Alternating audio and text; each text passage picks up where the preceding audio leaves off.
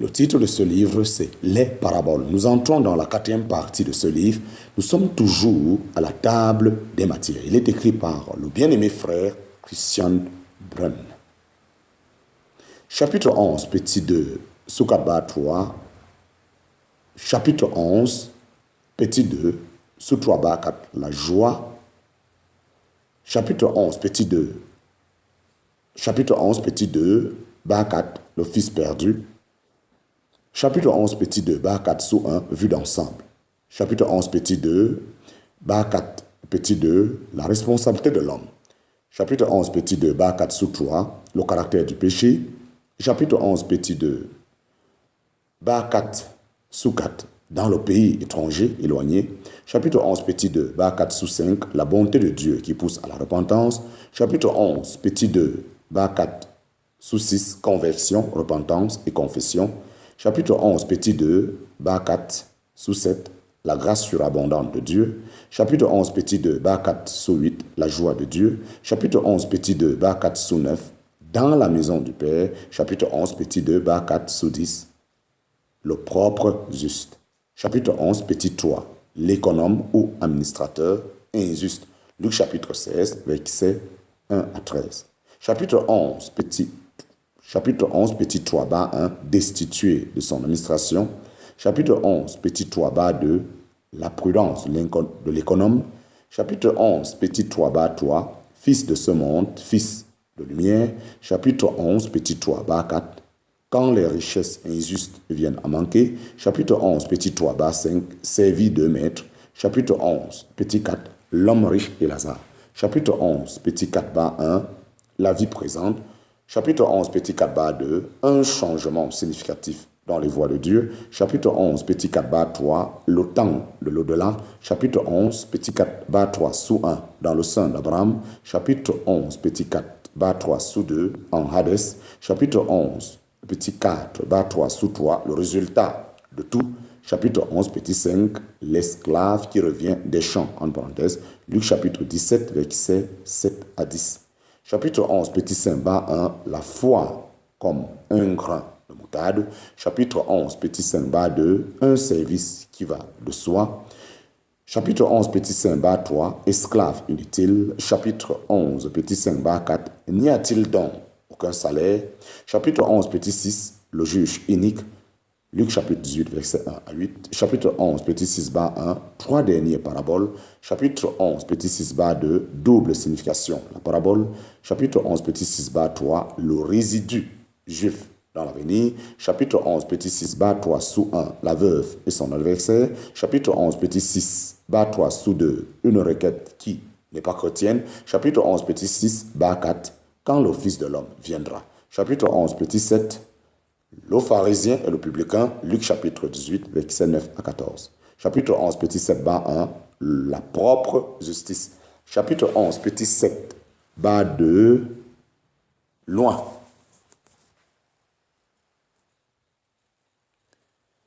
Chapitre 11, petit 7, bas 3, une prière qui parvient à Dieu. Chapitre 11, petit 7, bas 4, la sentence du juge.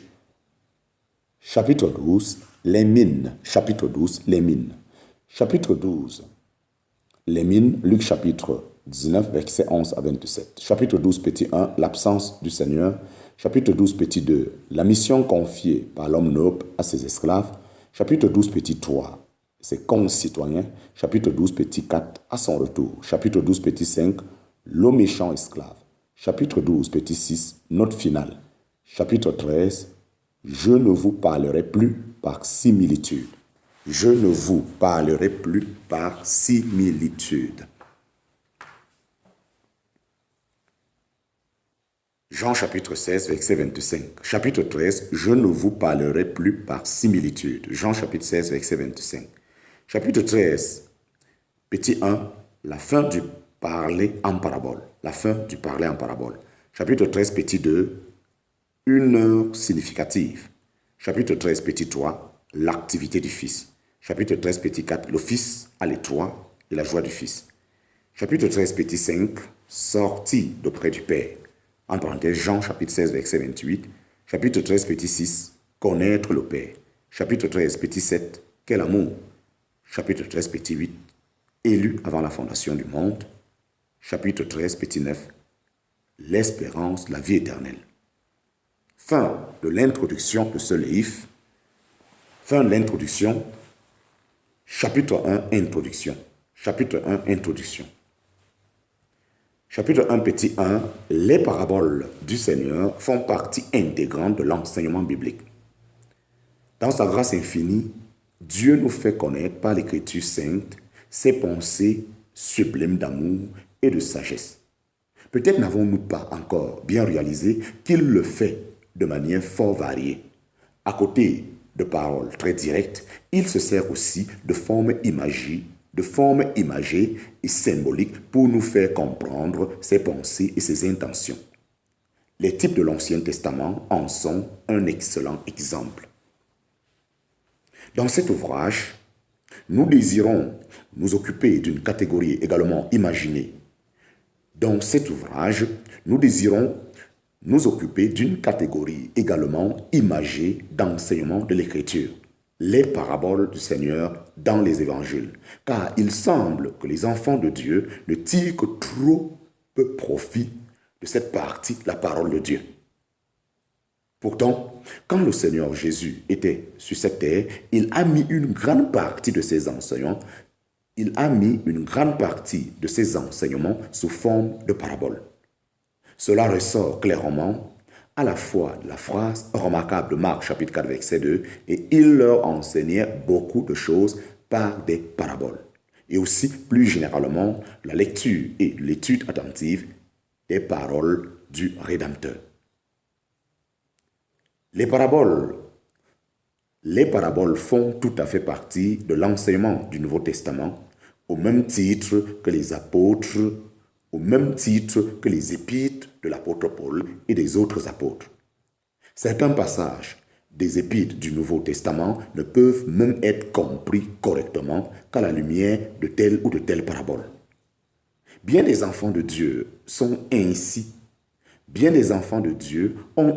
des difficultés avec ce que l'apôtre Pierre dit dans sa deuxième épître au sujet des faux prophètes et de faux docteurs, à savoir que le maître les a achetés, en parenthèse, 2 Pierre chapitre 2, verset 1. Or, il ne dit pas racheter. Et c'est la parabole de l'ivraie du champ qui donne l'explication correcte. Le champ image du monde, en parenthèse, Matthieu chapitre 13, verset 38, appartient au Seigneur Jésus. C'est son champ, en parenthèse, Matthieu chapitre 13, verset 27. Il se l'est acquis par lui-même, par son œuvre à la croix. Donc, même les faux docteurs chrétiens ont été achetés, c'est-à-dire que le Seigneur a tous les droits sur eux. Cependant, seuls ceux qui ont été justifiés par la foi au sang de Christ ont effectivement part à la rédemption, en parenthèse, Romains chapitre 3, versets 24 à 25. Inversement, beaucoup de paraboles trouvent leur explication complète ou un certain complément d'explication dans les épîtres. Le Seigneur Jésus, en son temps sur la terre, ne pouvait pas encore dire à ses disciples tout ce qui était dans son cœur et dans le cœur de Dieu à leur égard. En parenthèse, Jean chapitre 16, verset 12. Mais une fois que l'Esprit de vérité fut venu, il put conduire les apôtres et les prophètes du Nouveau Testament et les apôtres et prophètes du Nouveau Testament dans toute la vérité et leur annoncer les choses qui allaient arriver. C'est ainsi que l'apôtre Paul comble certains trous qu'on ne manque pas de trouver dans les paraboles. Les paraboles sur le retour du Seigneur, par exemple, ne parlent pas encore directement de l'enlèvement des croyants. Le Seigneur Jésus ne pouvait pas encore dévoiler cette grande vérité à ce moment-là. Évidemment, il la connaissait et c'est pourquoi elle se trouve inclue, par exemple, dans la parabole de l'ivraie du champ, déjà mentionnée, mais elle n'y est pas révélée ouvertement. L'apôtre Paul a été le premier à recevoir la communication de cette vérité. 1 Thessaloniciens chapitre 4, versets 15 à 17.